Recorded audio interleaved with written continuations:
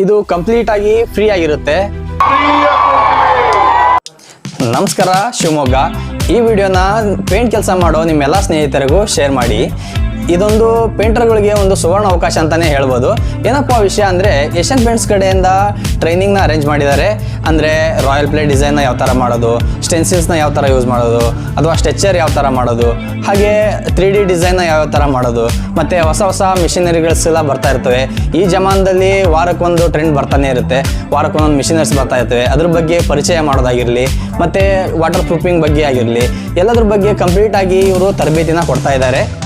ಈ ತರಬೇತಿ ಎಲ್ಲಿ ಕೊಡ್ತಾ ಇದ್ದಾರೆ ಅಂದರೆ ಶಿವಮೊಗ್ಗ ಜಿಲ್ಲೆಯಲ್ಲಿರೋ ಬಸವ ಕೇಂದ್ರದಲ್ಲಿ ಈ ಟ್ರೈನಿಂಗ್ನ ಕೊಡ್ತಾ ಇದ್ದಾರೆ. ನಾನು ಕರೆಕ್ಟ್ ಲೊಕೇಶನ್ನ ಡಿಸ್ಕ್ರಿಪ್ಷನಲ್ಲಿ ಹಾಕಿರ್ತೀನಿ.